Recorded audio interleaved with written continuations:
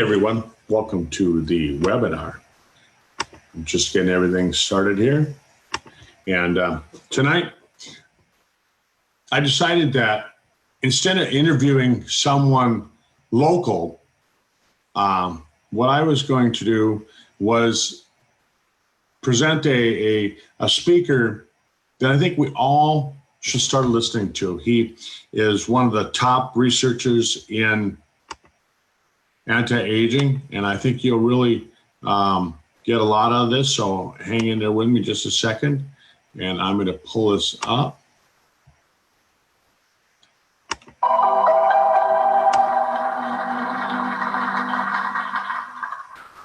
Let me start with a question. Please raise your hand if you want to get Alzheimer's disease. Please raise your hand if you think that you will want to get Alzheimer's disease at the age of 90. Even better, even better, even better. The first thing I want to explain to you is the relationship between the diseases of old age, things like Alzheimer's, and aging. Essentially,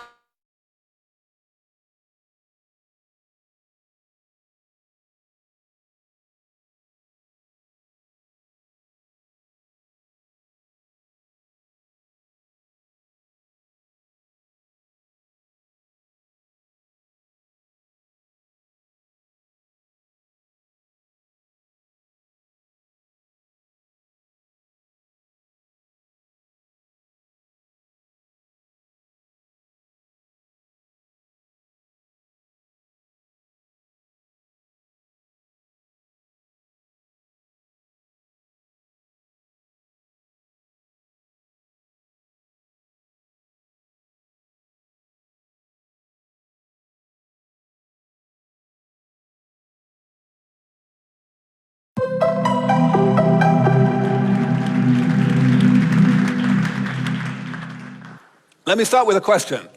Please raise your hand if you want to get Alzheimer's disease. Please raise your hand if you think that you will want to get Alzheimer's disease at the age of 90. Even better, even better, even better. The first thing I want to explain to you is the relationship between the diseases of old age, things like Alzheimer's, and aging. Essentially, what I want to tell you is that you should not really pay any attention to anybody who uses the word aging without really explaining what they mean, because they almost certainly don't know what they mean. It's an extraordinarily poorly used word. People can say the most ridiculous things when they think they are understanding what aging really means. I'm going to tell you what I mean by aging, and that's what's going to be the basis for everything else I say. Aging is a process that goes on throughout life, even starting before we're born, and it is simply the accumulation of damage in the body, in the human body or in the body of any other living animal. Aging is initially harmless. That's why those of you who are 40 years old are still working pretty much as well as those of you who are only 25 years old. But aging eventually overwhelms the normal operation of the human body, and that's why we get the diseases and disabilities of old age. And they are awfully bad for us. In an audience of TED or TEDx, it is very controversial to say that I am working on the world's most important problem, but I really am, and this is why.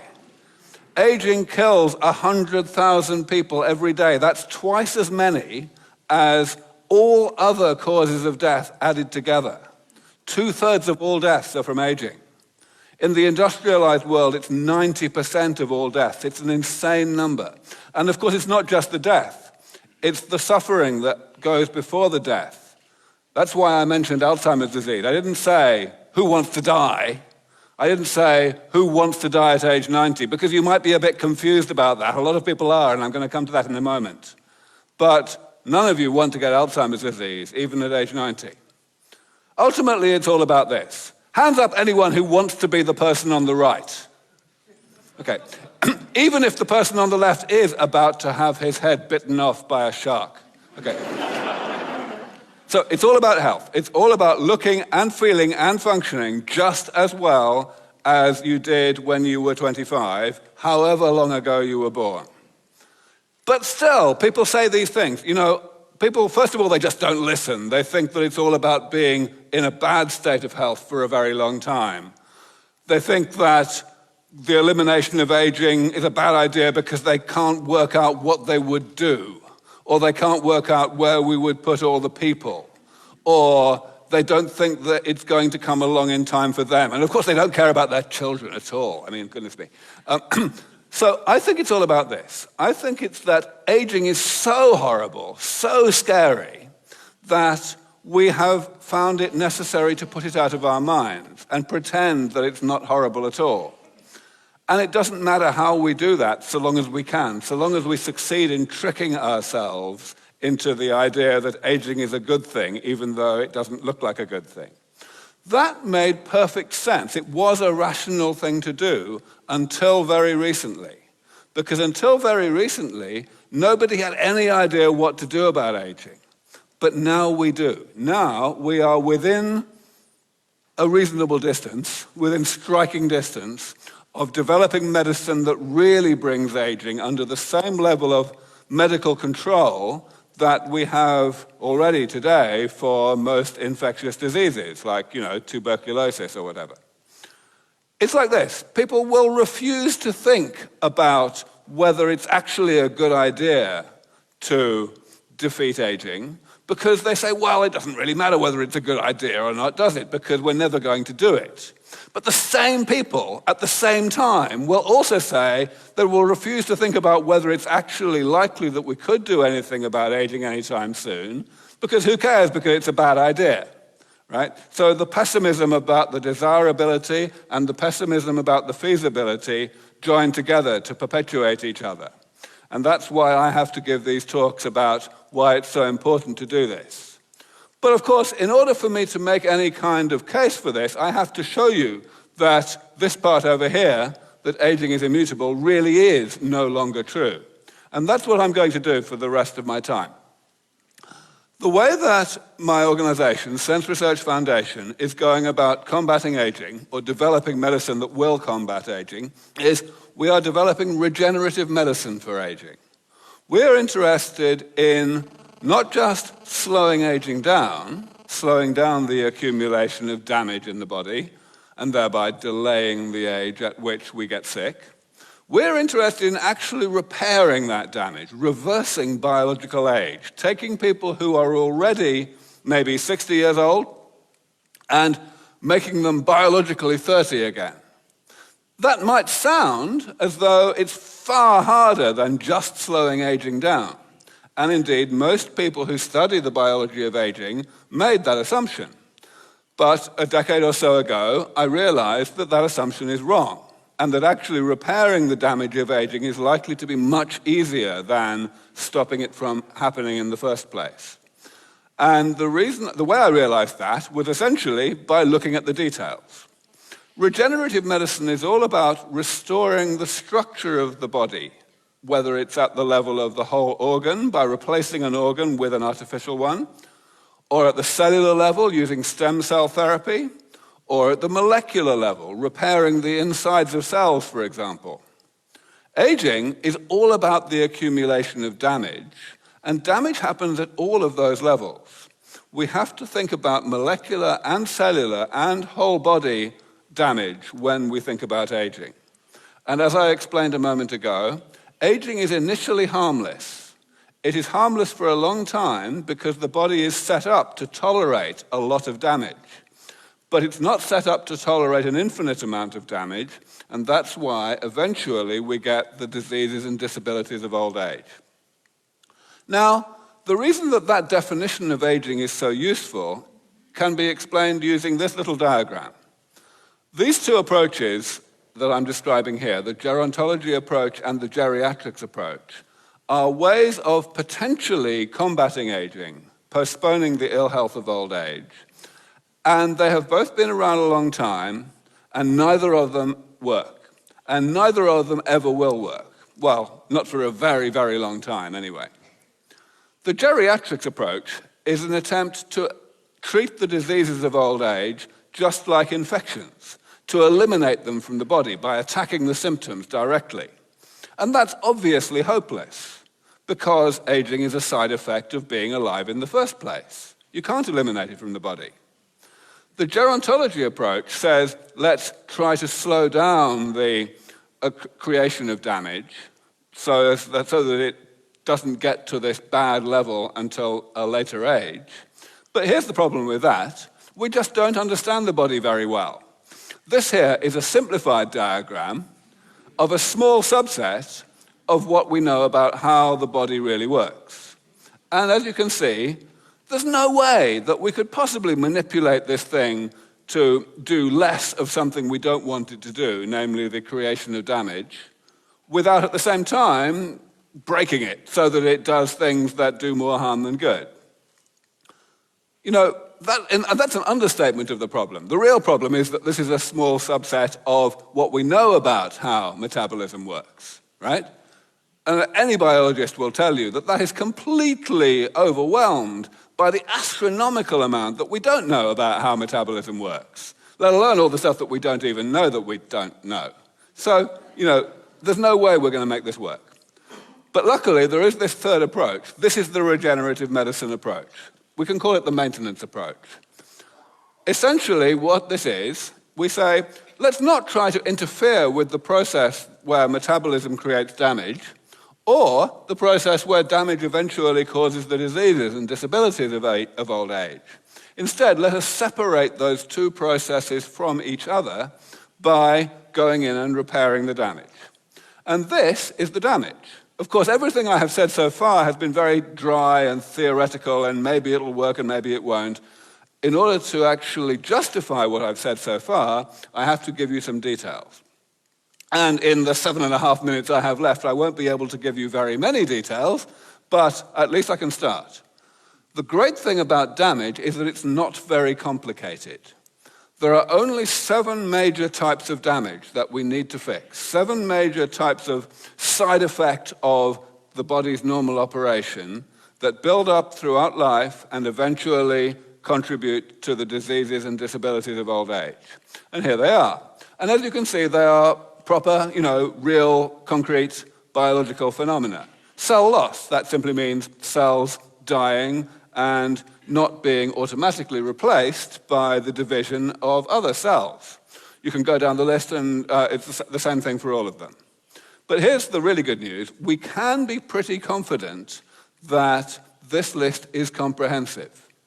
The reason we can be confident is twofold. First of all, it's been the same list for 30 years.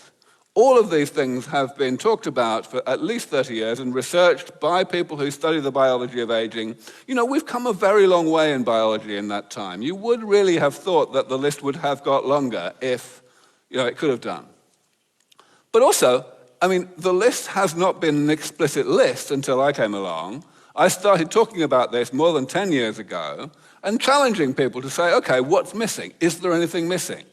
And no one has come along with anything that can be convincingly added to this list. So that's pretty good news. But only pretty good. The really good news is on the next slide. We have a fair idea how to go about actually fixing all of these things.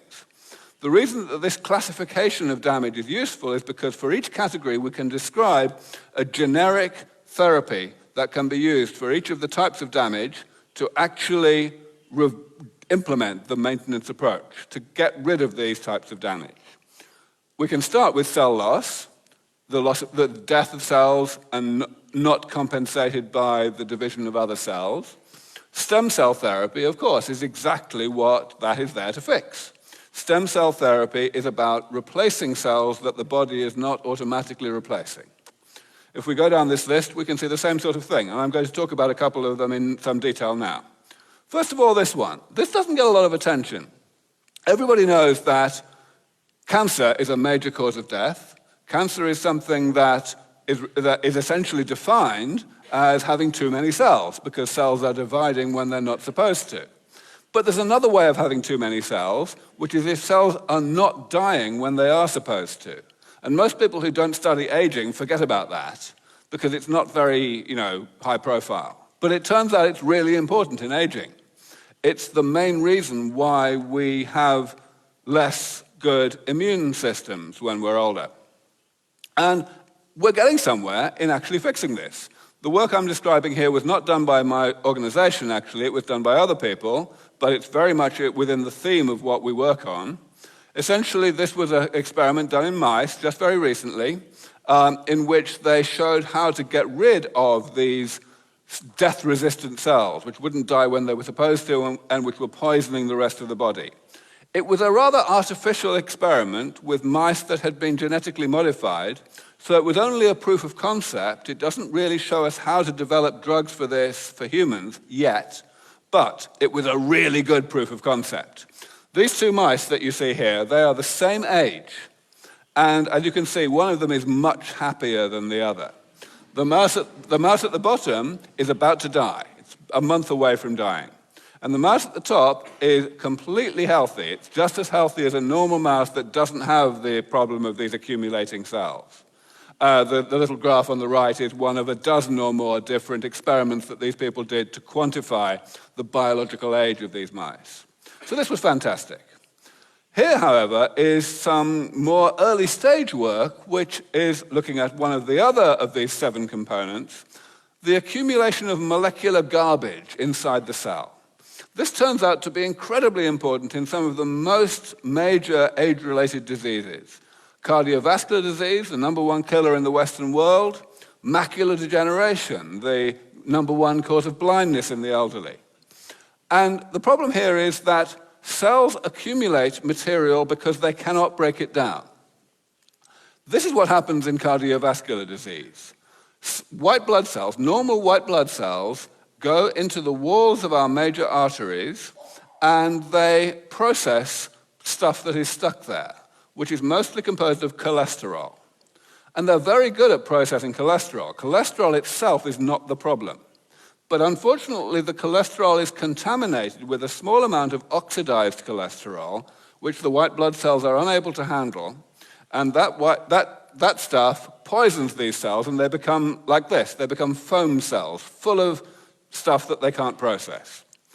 We figured out that we might be able to use some ingenuity from the rest of nature, not from the human body, but from bacteria in the soil. I realized that the process that turns young people into old people and eventually into dead people is followed by another process that turns dead people into decomposed people, and that process is not anything to do with what's in our genome. It's to do with bacteria in the soil. I realized that we might be able to find out how they break down the human body, and we might be able to use that information to help our own cells, this is a human cell, to break down things that they normally can't. It works. This particular substance here, 7-ketocholesterol, is the thing we're going after. It's the main reason why we get cardiovascular disease. And we found some bacteria using this system called an enrichment culture, which can break it down. These 2 strains of bacteria can break it down really well. We published this, as you can see, 5 years ago. That was the first paper published from work that Sense Foundation did. It's taken us that long to get to the next step, to identify the genes and enzymes that these bacteria are using, and to modify those genes and enzymes so that they work in human cells. We published this just last year, showing that we have succeeded in this. Cells that are given this gene, which is encoding an enzyme to break down 7-ketocholesterol, and modified so that the enzyme is targeted to the correct part of the human cell, those cells are protected from this substance, this toxic substance. That's denoted by the fact that the bar on the right is always taller than the other bars. The other bars are negative controls, where there's no enzyme or there's the wrong enzyme or something. So it's a long project, don't get me wrong. We've done steps 1 through 4 here. Within the next year, I hope that we will be working in mice, in mouse models of cardiovascular disease, But that will probably take a few years before we can move to clinical trials. But we're getting there. And the key thing is this will be a far, far more powerful therapy for cardiovascular disease than anything that exists today. So we're very excited about this. So I'm going to stop there just to remind you, this is what it's all about, stopping you from getting like the person on the right. And this is what I want to leave you with. It's not just me here. I'm a biologist. I get this work done when I can. But ultimately, it's all about public support for all of this. The reason I give so many talks like this, the reason I give so many interviews, the reason that this movement needs to grow is because without public support, not just public philanthropic financial support, but government support, commercial support, we're not going to get this to happen very soon. We need everybody to go out there and advocate, to talk to your friends, talk to your family, talk to your colleagues about how this is the world's most important problem and people are genuinely working to solve it. Thank you very much.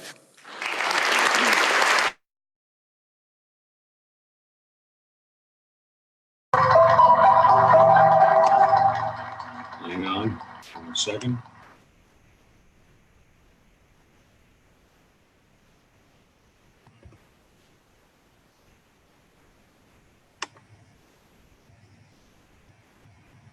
All right, I'm back again. And so I hope you enjoyed that talk. You know, I always like listening to recordings of Aubrey de Grey. He's considered to be one of the top scientists in the field of anti-aging medicine. I've seen him speak several times. And his theory there, if you looked at those 7 things that he listed, are things that we address with the Sizzle products. It's things that Tom has talked about. And the one part of that whole equation, one part that's been missing, according to Aubrey de Grey, was the way to get rid of senescent cells. And while talking to Tom earlier this year, we're going to be having a product come out sometime this year. It'll be called DeBomb. And that's the area that's going to address. So we really will be able to address all 7 of those different areas that Aubrey de Grey was identifying in the video that you just saw. So thanks for watching and thanks for being part of it. Have a wonderful day and let's keep staying healthy. Bye-bye.